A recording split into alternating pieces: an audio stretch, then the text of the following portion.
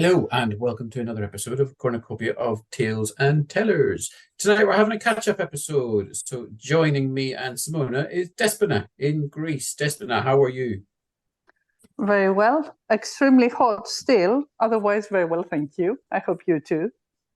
Cork is nice and cold, just the way I like it. I'm envious. And Simona, what is the crack over in Italy? Well, it's been quite cold here as well. I don't think it's as cold as in Cork, but it's been raining a lot, so it feels a little bit Irishy, if I can say like that. So Well, it's been raining a lot. It's cold, and hopefully there will be snow in the upcoming weeks. So I'm very excited. Bad people. You're doing it on purpose. You're just trolling me. well, I'm actually nice, warm and toasty because I'm just back from a storytelling session with the Cork yarn spinners, and much crack was had with song, verse, poetry, and I think I told it in front of you guys actually was the looking glass, because we don't use words, Yeah. we use the words looking glass for a mirror, because why use one word when you can use 96 anyway. So, Despina, you have had a very busy year, it seems. And not only have you been to different continents, you've also been in my back garden, apparently, as well. So, how Your has back your... garden was full of fairies, Alan. Yeah, I know. I'm actually a shapeshifter. That's why I've shapeshifted down to Cork again. So, you were off to Marrakesh at the start of the year, well, back in February. How did that go? Well, that started a few months back when I got a call from John Rowe, the curator of the World Storytelling Cafe, telling me that they were planning to have this festival. It would be their second one. And they had already done one the previous year, much less organized, of course, since it was the first one. And that since I had been with them, joining them in their efforts to spread storytelling for quite some time, would I be interested in joining them in Marrakesh as a guest teller? And I said, well, John, just let me check my agenda. And then I said, of course I'm coming. What are you talking about? Are you crazy? Yes. And so I didn't start packing immediately because it was 3 months earlier, but almost. Okay, so this Imagine. second international festival was big. There were 87 of us, 87 international storytellers from 17 countries, if I remember correctly. We were just missing one continent to include the entire globe. Hang on, no storytelling penguins then from Antarctica, no? Right. No one from Australia and New Zealand, Oceania in general, I guess. Okay, there was Europe, there was Africa, obviously, because of the locals who are brilliant storytellers, I should add. I mean, Marrakesh is considered to be the cradle of storytelling. But America was there, of course, both North America and Latin America. And that's as far as I remember, to be honest. Okay, 3 continents for sure. I don't want to exaggerate. Although, it is a thing that storytellers do. Still a healthy and tasty mix of cultures and stories. So that's pretty cool. That's pretty nice. And this year it got really big because apparently the the king of Morocco took the festival under his wing. So it was really, very luxurious and very posh and the like. Lots of people gave their this kind of boutique hotels they have there called riads, or even their apartments, which usually are rented for touristic purposes. They just gave them away freely to host the tellers and the organizers. Wow. Plus breakfast. It was really nice. And okay, one thing you should know if you ever decide to visit Marrakesh is that they drive like crazy. They don't stop ever. Even in the part of the city, in that little labyrinth they call the souk, the bazaar, where cars are not permitted because it is the old town. Bikes and bicycles and little carriages and whatever, there are very narrow streets. And at times you must, put your back against the wall so that something huge passes in front of you. They do have traffic lights, which nobody respects. But, somehow all this thing, I didn't see any accidents, luckily, while I was there. But there was no road rage, which was surprising and a cultural shock to me, being European. I mean, people just entered the street from anywhere, no priorities, nothing like that. No pedestrians didn't matter. But it was always in a kind manner. This is just how things were. Nice. This was one cultural shock, and the other one was time. So you, Simona, you live in the north of Italy. I know that things work there. And you, Alan, who live in Ireland, when people say they're going to start at 6, they mean they're going to start at 6.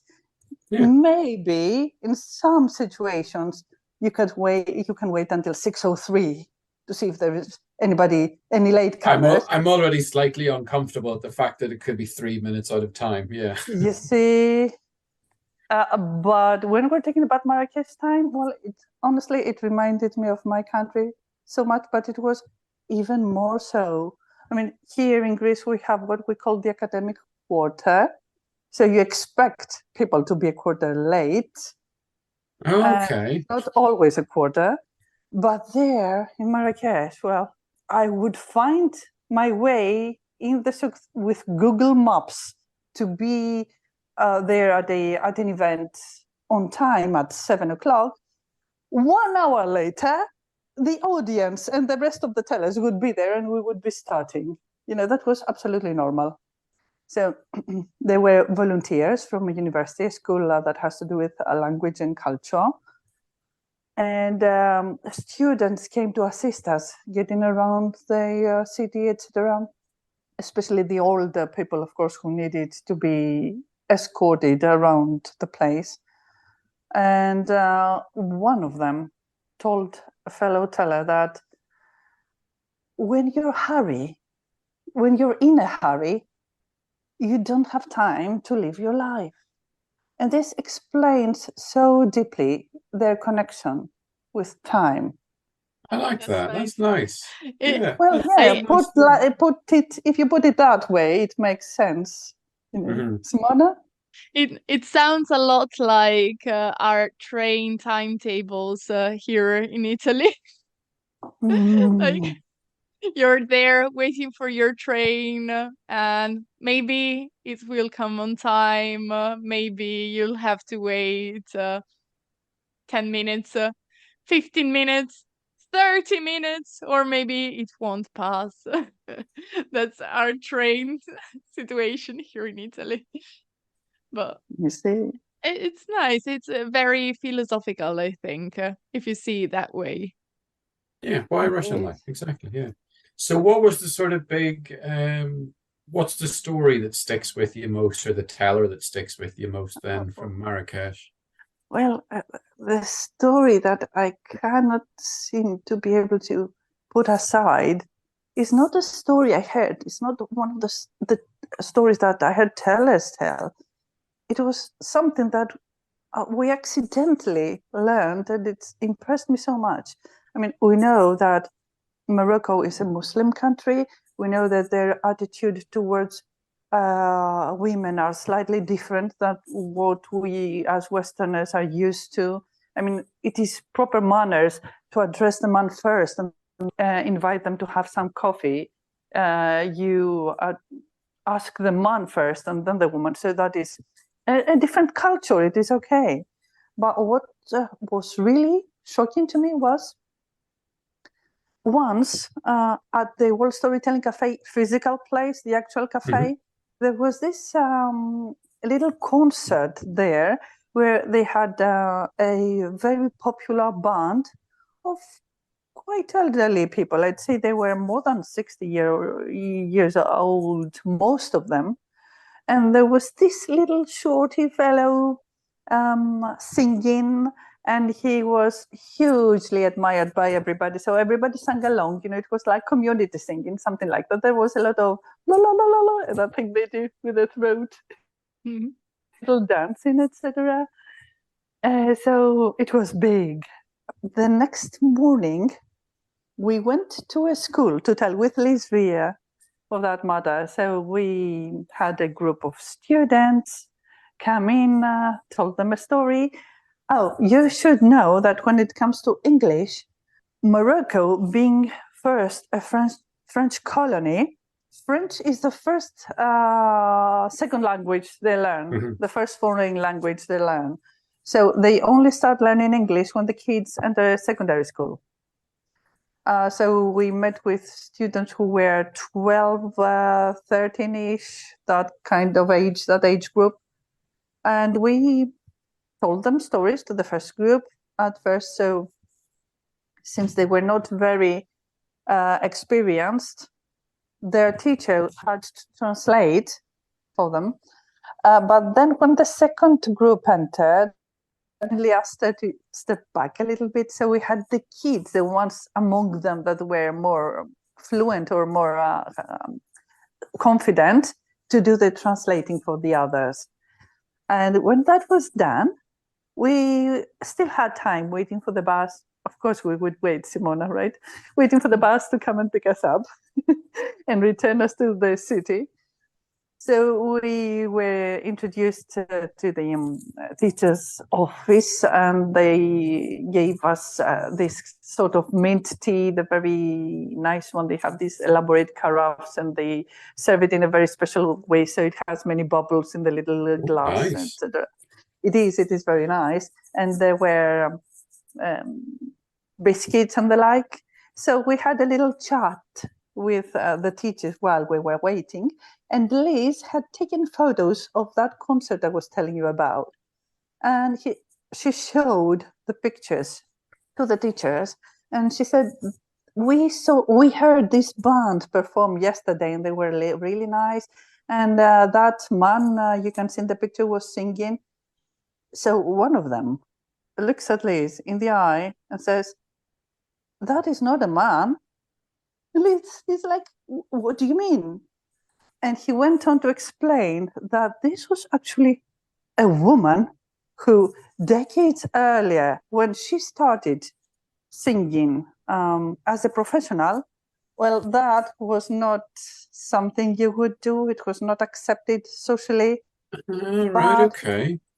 She was so into it that she had her hair cut, and she changed the way she dressed, her whole appearance, even her name, transformed, disguised herself into a man, and thus made her career, or his career, Yeah. It is, isn't it? Crazy. I mean, I still remember it so vividly. You couldn't tell this was actually a lady at some point just by looking at them or hearing them sing.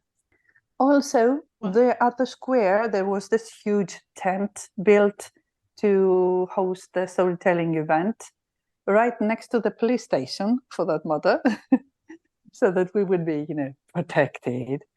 But the square is Jamal Fna is the name. It is a huge place with fruit stalls and musicians and dancers, and we were told that back when storytelling was very much a thing that was done in the square, the storytellers would have to be really loud or make sudden noises and etc., so that they would attract attention, because they had to compete with other performers. It was not just like we have it in our heads, just sitting around in a company and exchanging stories. It was much more performative, much more theatrical. And there, so there's a lot of different groups in the area then? Sort of, is there different tellers at the same time? And they're sort of competing against each other? There or is was it a tellers and program. musicians? Okay. Oh, how it used to be, you're asking me, right? It Yeah. was in individual artists. Okay. So we saw some a belly dancing there. And after that, we were also told that these people we saw dancing, they were not women, and that cloth covering their face would be there to cover the beard underneath. And that if we wanted to see women belly dancing, we would have to go to the desert. So you see all these changes, differences, they're very interesting. They're things that stick in your memory, right? So there was this thing, it was just decided there on the spot, this marathon, storytelling marathon. Somebody said that there was I don't know, 36-hour world record. And then they decided that we would break it. So we had this thing where one teller would go after the next one, even at night time. So it was non-stop. And it actually lasted for 48 hours. And Whoa. there it was, just open mic. Anybody would just go and fill in a spot, something like that. And there's was an idea for the next time. Yeah. No, more than 48 hours. Gosh, I can't even think of that. Then there was the school project I mentioned earlier briefly. So this was organized. The organizers came in contact with school principals, and they would arrange a specific date for the tellers to pay a visit. And normally there would be 2 of us international tellers plus a Moroccan one. We started from the city itself, the center, and then the next days we spread even further away, having buses carry us around. We really worked hard, I should tell you. No, it's not a holiday then. Of course, it was a holiday. You had your free time, but so much was going on, as it always happens in festivals. We just spent so much time running from one venue to another to see as much as possible. And then, of course, there was the souk. Oh, the other thing you should know is that you have to haggle. It's not a question of being. Oh yeah, it's not I've heard of this, and that terrifies me, because that's something I could never do. I would just take whatever price and just go, thank you. That'll be it. Okay, so my friend told me that she was not very good at haggling, and she said that I realized I had paid too much for what I got and hadn't haggled enough when, upon payment, they gave me a present. They gave her a scarf together to go with it. So, she realized she had already paid for that and maybe more, right? So, yeah, you have to be strict, but always in a very kind way. And if you think, beforehand, they're going to start with double the price. And you're not going to get half the price, because half the price would be the price for other Moroccans. That's normal, okay? Yeah, that's and fair, that's everywhere. I mean, even in taxi fares, everywhere, not just buying stuff.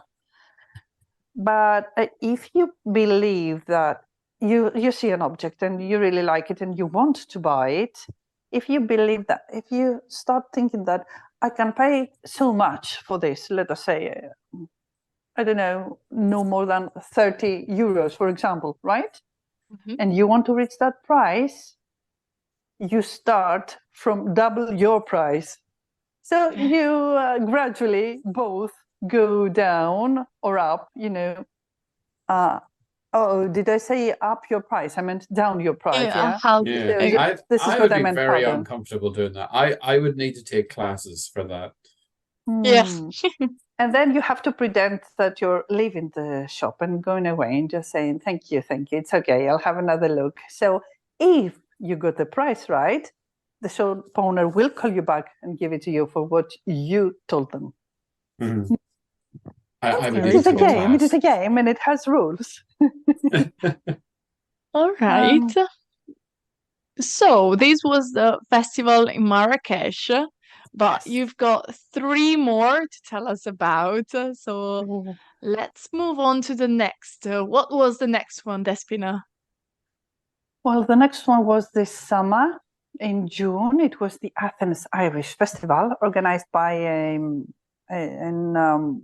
cultural club called INIS, INIS, and in collaboration with the Irish Society, the Greek Irish Society. So they found this place in Vironas, Athens, which was like a communal park, let's say, community park.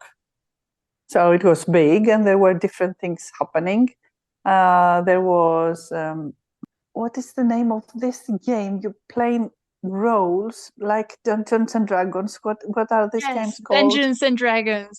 Dungeons Oh, and right, okay. Dragons. Yeah, but it is the kind of game, the genre. Like role-playing game. Role-play. Role playing, right? Yeah. RPG. That's it. RPG. There was that. A very dystopical one that transported you into the time of the Great Irish Famine. Oof, So bit dark. yeah, very dark. Yeah, your hero Yeah.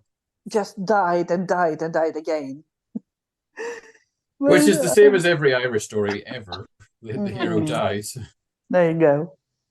Then there was people in costumes, cosplay, and they would be a farmer and an elf or a fairy of some sort, and the farmer would hide potatoes around the place for children to go potato hunting instead of treasure hunting. And every time a kid would come up with a potato, they would win candies, stuff like that. There was lots of beer, lots of whiskey, and they were Irish musicians playing traditional instruments.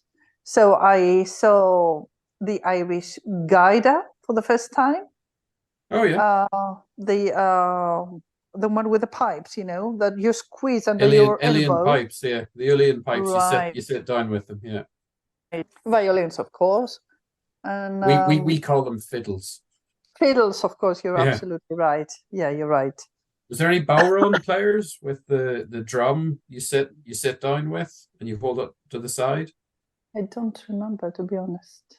Usually a goat skin on it. I play the bowron. I'm not very Not well. observative, sorry. Not sure.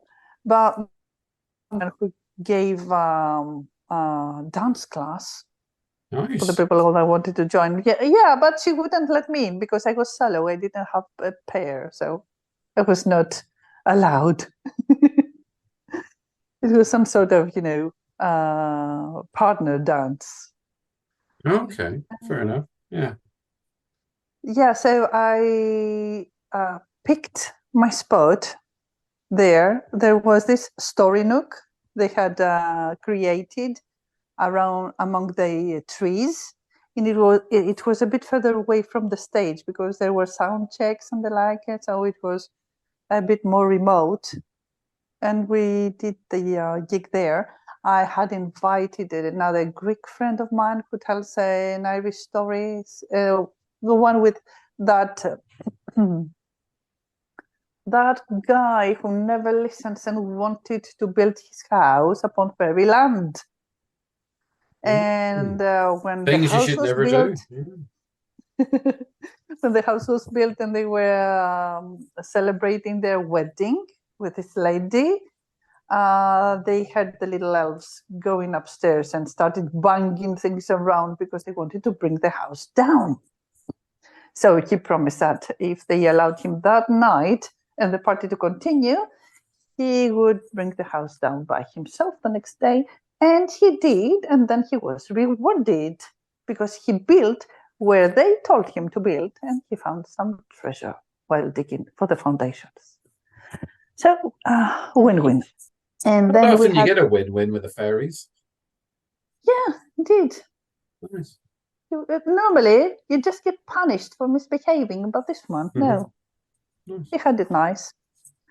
And then I met a French flute player at the place where I was put to spend the night, which was the Irish cultural. I don't remember the name of the place. Okay, let's say something like Irish Culture Club, something like that. Okay, could be, yeah. Okay, but they did give me a bed, I mean. So this French Nice. guy, he was volunteering for the festival, so he also stayed there. He was not one of the musicians because the musicians were all Irish, but he did play Irish music. So he escorted our telling with his flute, and it was really nice. We felt we were outside in the green fields of Ireland, up on the hills. And yeah, it was nice indeed. Very cool, very cool. So after that, what was the next festival you had? Well, the next festival was by an invitation from Mike Rust, who is the artistic director of the Much Wenlock Festival. We had met also at the World Storytelling Cafe. I mean, that place, the World Storytelling Cafe, online place, has opened up so many doors for me as a teller. They're lovely people. So he said that on the last day, he would not be able to do this hybrid event online and with normal people visiting that place because he had to do many other things being the director. So if I could fill in, I would get, paid, which covered my travel costs. And it was pretty awesome. Plus,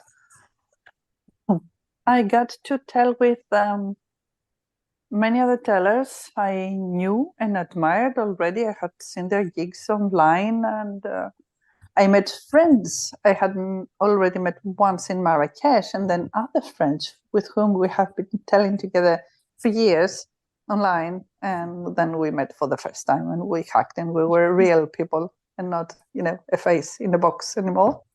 And okay, so what was special about the Much Wenlock was a gig by my friend Karin Lundegard, which I could not attend because I had a gig at the same time, but I know all about it. So Karin is a scientist. She's a data analyst, and her project for which she has won the Step Up Commission this year was what to do with nuclear waste. So Karin knows that we need nuclear energy. We need nuclear factories. They produce enough power for us to last for 100 years. And we have microwaves in our houses, and we have chemotherapy, which saves the life of many people. We need it. But you have power for 100 years, and then the waste is not dissolved for the next 10,000 years.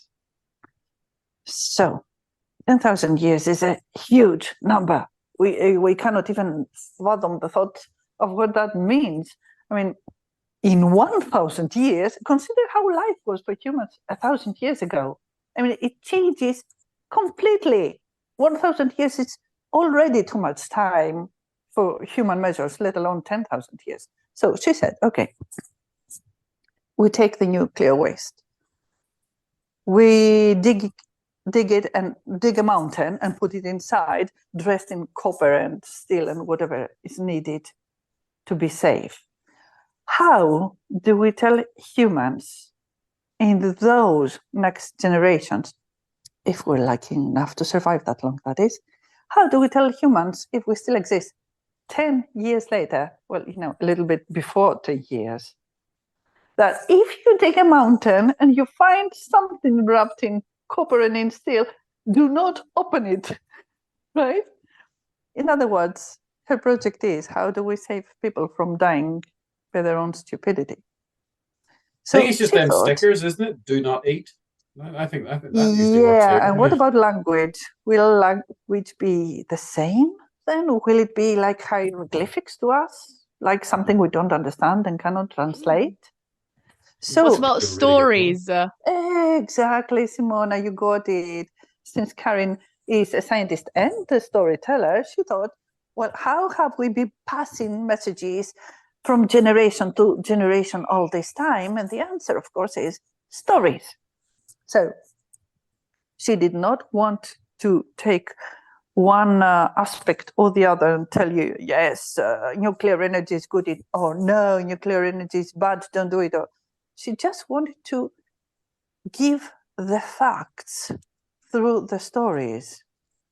So she took all this kind of horrible stories from things that have happened to people who had no idea of what nuclear power was and had something.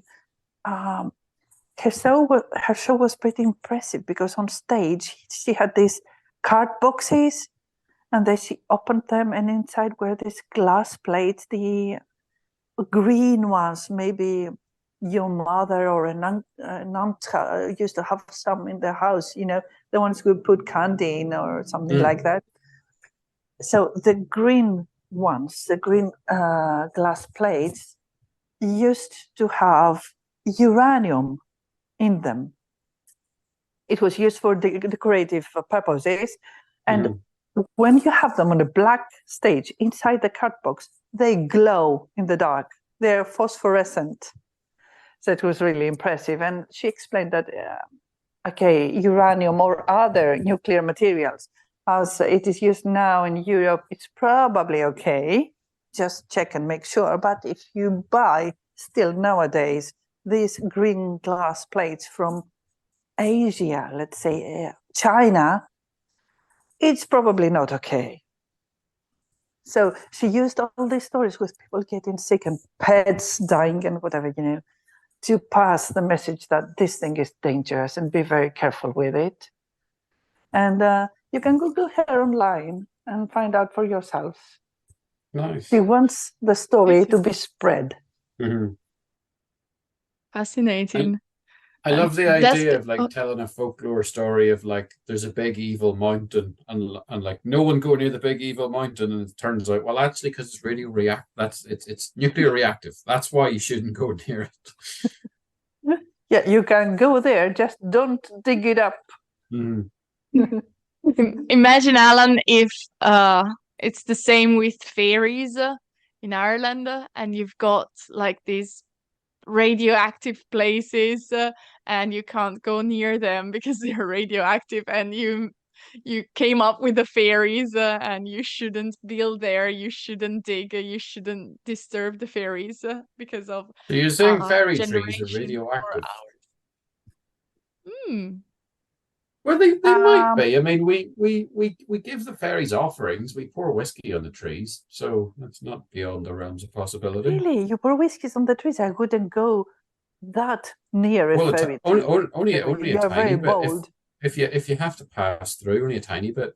But one of the old grandmother things was, everybody's grandmother will tell you, if you're going into a field with a fairy tree in it, you cover a bit of your head and your hands in mud, because then the fairies don't want to touch you if you're dirty. Oh, well, I thought you had to have some sort of blemish, like being hurt in some way, or I remember your story. Well, yeah, that too, in a bit. Well, you saved your life by having that thorn underneath your fingernail, wasn't it? Yeah, exactly, because they clean you. Yeah. They wash you, they clean you. So what happens if you're a little bit dirty? They clean you nevertheless. If they're just passing through, they go, oh, I can't be bothered with him, I'll wait for a clean one. Unless you go looking for them. Yeah, which you should do anyway. Yeah, I still have the thorn in my neck. That's why they've never. Just keep it there, just in case. You never know. Yeah. And Despina, going back to the Much Wenlock Festival, I saw both from the program and from the pictures that all of you posted on Facebook that you were telling in specific places on site in Much Wenlock. So yes, it's not a part of the.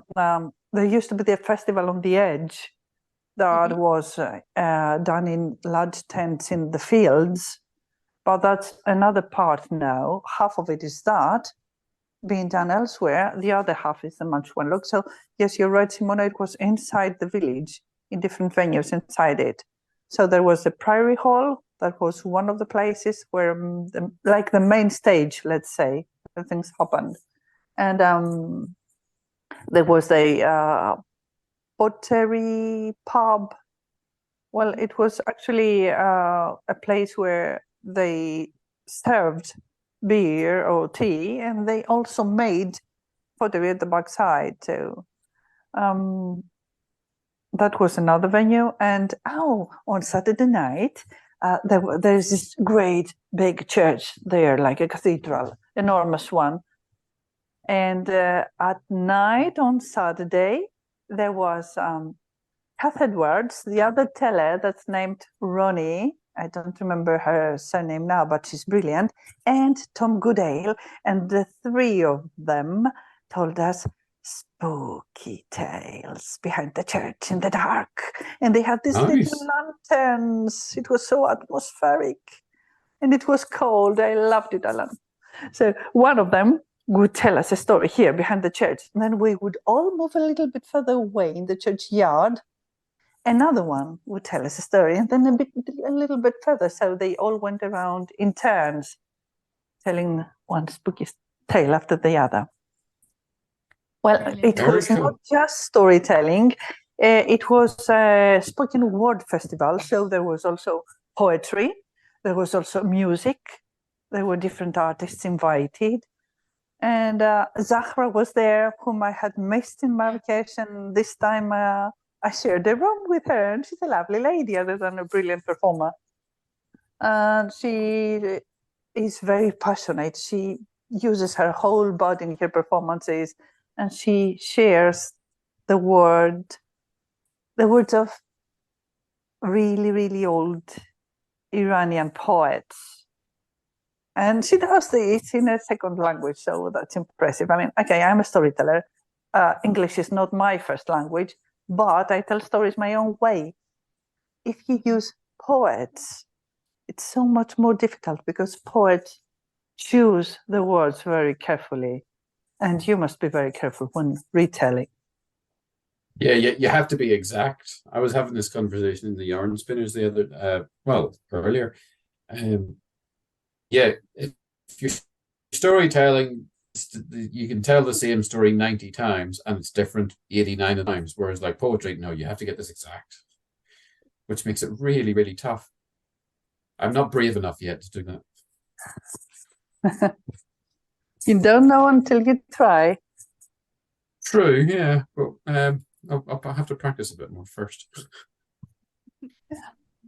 So, and then recently you were in my back garden, weren't you? I was indeed. I was invited by Liz Via, my lovely Liz. She had made an open invitation when we met in Marrakesh. So this time I texted her to ask if she would be in March Wenlock. I didn't know who was going to be there. And she said, I'm not going there, I have to prepare for the Glance Festival, but it starts right after, so why don't you come? And I said to myself, why not indeed? And although I did not have time to see the entire festival, I was just there for the pre-festival activities and then the opening night. Even that was a very good taste of what was to follow. And they're doing such a great job. So that was you up the Glens of Antrim. So you'd flown into Belfast, yes. And it was Glenariff the whole time, was it?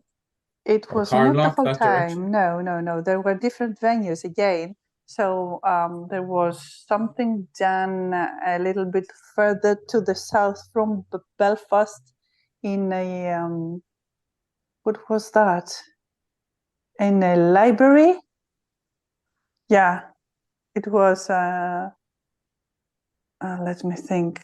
Okay, one was in the Museum of Modern Art. Nice. Yeah, it was two local tellers who were Liz's students, and they would be performing for the first time. And really, she must be an excellent teacher because you couldn't tell it was her first time. Well, so Liz was my teacher as well, so yeah, I can back that up. And then there was this think at a what was it exactly? It was a place much closer to Leslie's barn, where it was like, you know, a 10-minute drive, where people would go and have their workout, or it looked like a gym, part of it, but it was something again that belonged to the community. They had this tree painted with the names written on every leaf of the tree, like a painting on a wall, with the people who had contributed financially in order for that place to be built. Nice, very cool. And in there was this activity. Somebody would show the people who participated how to make little elven shoes as the Christmas decoration. Oh, nice, very cool. Really, really cute, really, really cute. So there were different things at different spots. Again, I think that Liz was trying to include many parts of the north, and more people are doing that. So yes, the opening night was at Glenarif, and this is a gorgeous place. There is the Lara Lodge there, which is a restaurant, and behind it you have this little paths inside the forest, the trees that lead you to different waterfalls, and it was, you know, the scenery was incredible. I mean, the waterfalls are very noisy places, but you could relax in that noise, if that makes sense. It is stunning, yeah. It was stunning, exactly, that's the word. And then we would return to the restaurant, to the Lara Lodge restaurant, and it was all decorated inside with different creepy dolls for Halloween, who would wear automatons, and they would, you know, become alive as you pass and sing something really creepy, or have red glowing eyes and the like. Some of them actually started talking in the middle of the gig while Colin was trying to address the audience. Nice. And, okay, we realized it was the doll actually doing that. So we had music by Colin, Erwin, and Kieran. And it was very nice to see them both on stage together. And there were different tellers telling tales, and some visitors from the US, of course. Liz has a very close connection with the Americans. And okay, the weather wasn't helping. That's very diplomatic. Yeah, but we had 2 mayors visiting, plus cool. the sponsors. So I'd say that overall, it was really nice. And then I had to come back and let the others have all the fun. Well, the weather isn't too bad where you are now, though, to be fair. What did you say, 22? 22 when I came back. Must be around 25, 26 at noon now these days. Yeah. I think we're only at about 4 here, more or less. But yeah. Wow. Brilliant, guys. Sounds like you had a great fun this year, and going to all these different events and festivals, and well, maybe next time you'll have to tell us more and about all the other festivals you'll go to. I think flights to Marrakesh. Look, supposedly there would be one in 2 years' time, because they realized that 1 year apart was too little time for them to do all the things they wanted. Plus, I don't know, you know, because of the earthquake, they had this huge catastrophe there. Yeah, I mean, we were in contact with our friends and making sure that everybody is well. And, well, they were trying to cope, the poor people, but it was really big. So hopefully by then, people will have recovered, and hopefully I pray to all the gods there might be that the war might be over by then. So to finish us off, do you have a little tale you'd like to tell us? A little tale. So grab a cup of tea, chai, water, or uska breha, relax, and enjoy hearing tales that have been handed down for generations, or even ones that were dreamt up yesterday.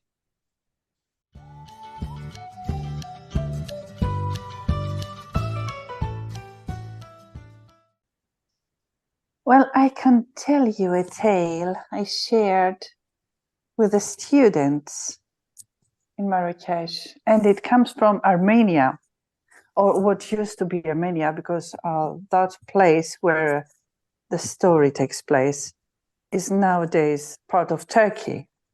But back then, it was Armenia. So there is this lake that spreads across a huge valley, and it's very, very beautiful. And this fisherman lived near it. And every evening, he would take his boat, go to the lake, to the place where he knew there was good fish, throw his net inside the sea and fish, so that the next day he could go to the market, to the village market, and sell his catch. But on that particular night that the fisherman went there, everything was so calm.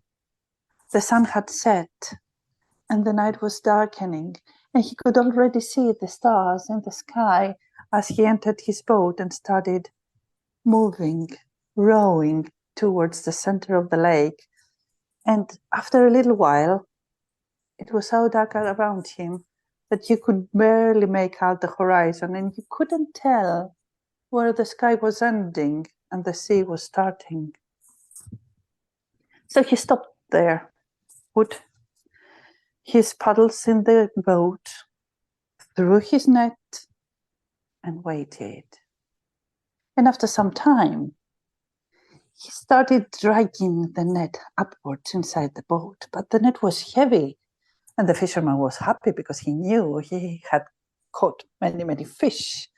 So he dragged and dragged with all his might, and finally, with one final effort, he managed to drag the net inside his boat. But to his astonishment, there were no fish in his net. The net was full of stars, and his boat was glowing with their light. He looked up at the empty sky, and he realized that what he thought first was the reflection on the stars in the water were the actual stars, and that he had caught them. What bad luck, he said. What bad luck. How will I sell these? Well, these are no fish. I cannot eat them. I cannot sell them. What bad luck. And grumbling like that, he started rowing backwards towards the coast. And there, he took his net full of stars on his back and made his way home. It was still the middle of the night, and he called out to his wife to come and have a look. And his wife came. And the minute she saw the stars, she started dancing around the net and around her husband and hugging him and kissing him. Oh, husband, you're so lucky. Lucky? Lucky, he said. These are no fish, woman. What do I do with these? You listen to me now. You take these, you put them in your hand carriage. Take them to the village in the morning and sell them. Sell them? They are no fish. People will not be able to fry them and make soup and eat them. How will I sell them? You listen to me, husband, she said. You're going to sell them and you're going to get a good price for them. So he did exactly what his wife said. Early in the morning, he put all the stars, threw them away from his net into the hand carriage, took the hand carriage, and he made it to the village. And as the sun was dawning in the horizon, he started calling out to the people, come out, come and see what I caught. I have good stars for you to buy. The people waking up this early from that crazy fisherman calling out for stars, they would open up the windows and have a look, and their jaws would drop. And as he made his way in the little alleys in the village, carrying his hand carriage and calling out for stars for sale, more and more people opened up the doors, and they opened their windows wide to see, and they stepped out on their thresholds. And at first, of course, it was the children. The children ran to him and they told him, oh, uncle, will you give us some stars? And the fisherman said, go away. You have no money. My stars are for sale. And he could just shoo the kids away. And then there were some ladies. They would stand on their threshold and they would call out, hey, fisherman, look at me. I'm so beautiful, aren't I? Will you give me a star? But the fisherman would just turn them down and say, no. My stars are for sale. Give me money and you can have your star. So after a while, it was just him and the crowd gathered around him who had money, actually. So the farmer, he got some of the stars and he put them on his most adored cow. Up on her horns, he put 2 bright stars and they shone. And then there was that guy who had his favorite horse. And he would put stars away. He would put the stars on his horse's feet and on his horse's back, and the horse would pass by as bright as Christmas. And then the ladies, of course, the ones who could afford it, they could buy stars and they would put them as jewelry around their wrists and around their necks and on their ears. And name it, anywhere you would look around the village, everything was bright, shining bright. You could see stars all over the place. When the trade was done, there were but a few stars left on his hand carriage, which he hadn't managed to sell. So he made his way out of the village, returning to his home. And there, at the edge of the village, there was this hut. You couldn't even call it a house. And from that hut out came the musician, the poet, they would call him at the village. And he was really poor. He was dressed in rags. He had no shoes on his feet.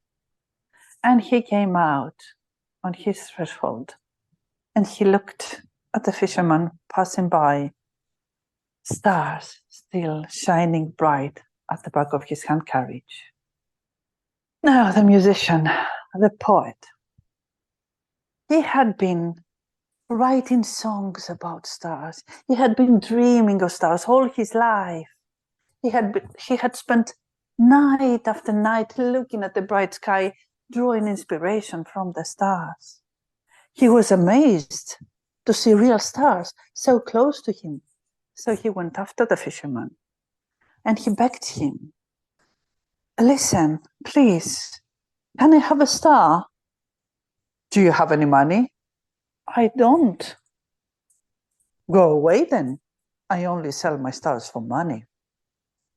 The musician thought and he ran back to his house, and from the nail on the wall he took his guitar, and then he returned and still kept running after the fisherman. And offering his guitar, he said, look, I have this. This is a piece of my heart. I have nothing else. I am offering this to you.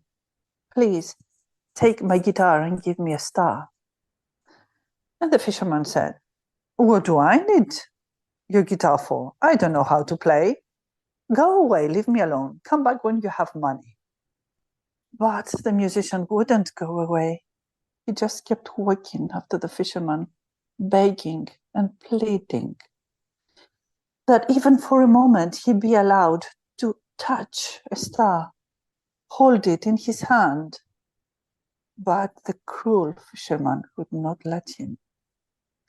So it was that they entered the forest and they started going the path that led up the hill. And it was night now. The sun had set.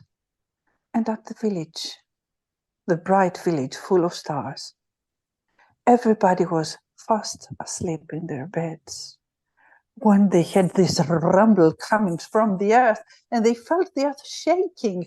And from the middle of the village, from the well, this swirling wind started going upwards and upwards and upwards until it left the well and it started going around the village. And everywhere that wind passed, it would take the stars with him.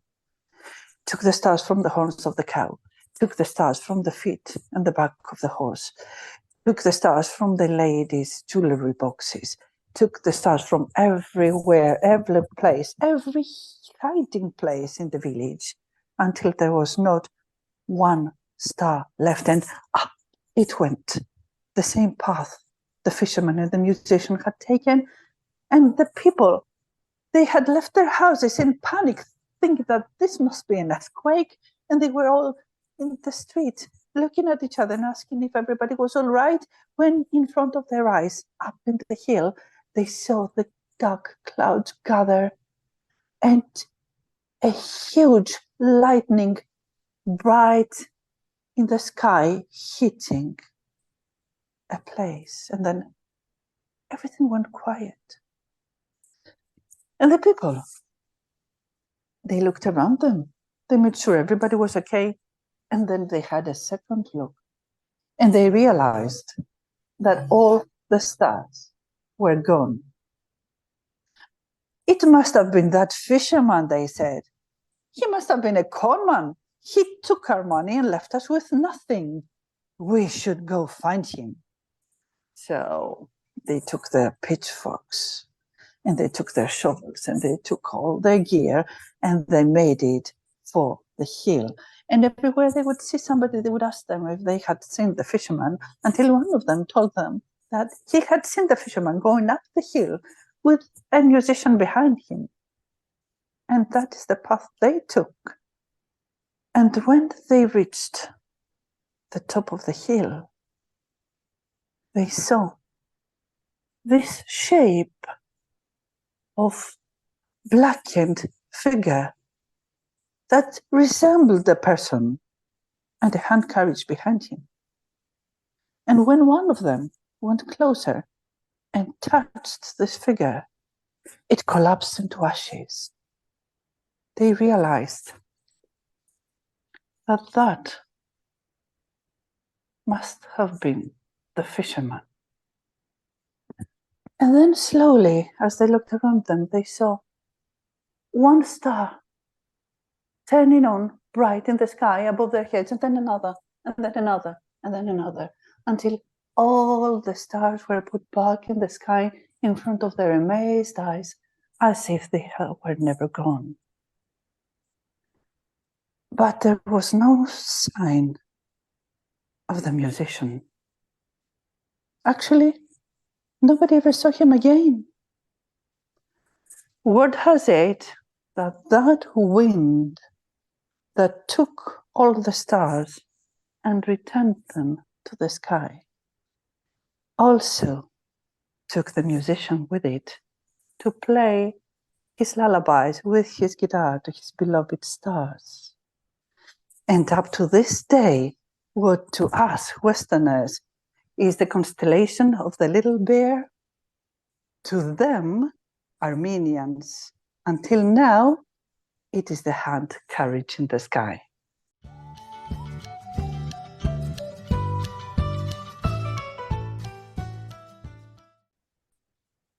Oh, that is so good. Oh, I love that. Brilliant. Thank you, Take it, Despina. guys. Thank you Take so it and much. share it. Oh, that was fantastic. I love those stories where like something monumentally massive happens, like you take in stars into your pocket or something like that. Like some like absolute um massive change in nature. But that is such a fantastic ending to that. That's beautiful. It's really nice. It, if I Oh, that's wasn't so good. coughing, I would sing my little song for the end for you, but I cannot now. Another time. Well, you'll have to join us again then and sing us the song. Absolutely. It is an honor having you invite me here.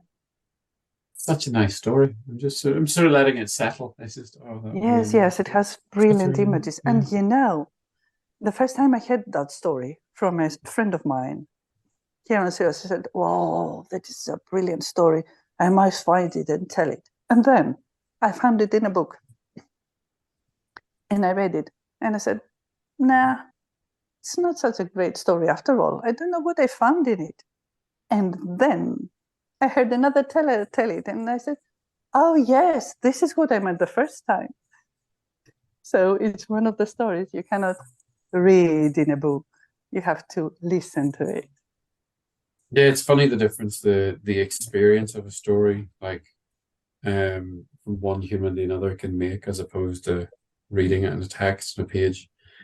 Um some of them are so much more alive. Yeah. So you take the story, you make it your Oh own yeah. and retell it, please. That was such a Thank you, nice story. I Despina. like that. Yeah, I really like that. Nice one. Well, thank you very much for joining us on a Friday night. We really appreciate it. Thank you for That was having me here. that was really good. Such a good wee story. I'm just yeah, enjoying the story. Yeah. I just Yeah, really yeah, like it this just story. It's leaves really you nice. like that. It leaves a nice taste Yeah, in the mouth. yeah, that's what it is. Yeah, exactly. Yeah, nice one. So it was brilliant to have you back on the podcast, Despina, to tell us all about this festival you've been to and to share this wonderful tale with us. So great to have you back, and hopefully we'll be back with you sometime soon. And you'll tell us all about your storytelling adventures. Thank you for joining us. Thank you, guys. Lovely being with Such you. a great story. Loved it. Thank you very much. Really, really loved that. I was just trying to give everybody a big Greek kiss and wish them happy listening. And please, if you like the story as much as Alan did, do take it and share it. I think it is a story worth sharing. Yeah, absolutely. Yeah, all the stories that we share on the podcast are for you to take and share, please. So listen and share widely.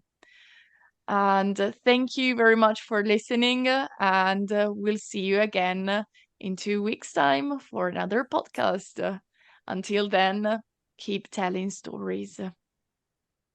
The Cornucopia of Tales and Tellers is a passion project brought to you by English teachers Alan and Simona, who want to create a compilation, or cornucopia, if you will, of stories from all around the world and by as many tellers from around the world as possible.